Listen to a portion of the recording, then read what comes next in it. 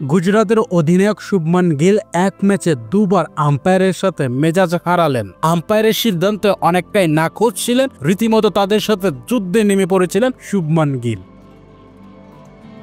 যেখানে প্রথম ইনসিডেন্টে হয় তার রান আউট নিয়ে, যেখানে দেখা যায় 13তম ওভারের শেষ বলে তিনি রান আউটে কাটা পড়েন, কিন্তু স্টাম্পিং করার সময় ক্লাসনের হাত আগে টাচ করেছে স্টাম্পে, যার ফলে রিপ্লেতে দেখা যায় বল এবং গ্লাভস কিছুটা পার্থক্য রয়েছে, কিন্তু তারপরও সিদ্ধান্তে শুভমান গিলের বিপরীতে যায়, যার ফলে তিনি তৃতীয় আম্পায়ারের সাথে অনেকটাই বাকদণ্ডে জড়িয়ে যান মাঠের বাইরে গিয়ে।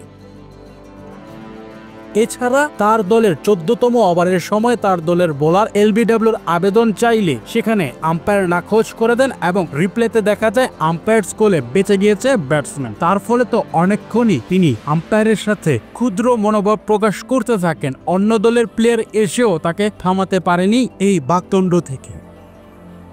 তার দল অবশ্যই ম্যাচটি জিতেছে 38 রানে, যেখানে গুজরাট প্রথমে ব্যাটিং করে 224 রান নিয়েছিল 6 উইকেটে, সেখানে হায়দ্রাবাদ দ্বিতীয় ব্যাটিং করে 186 রানই করতে পারে 20 ওভারে।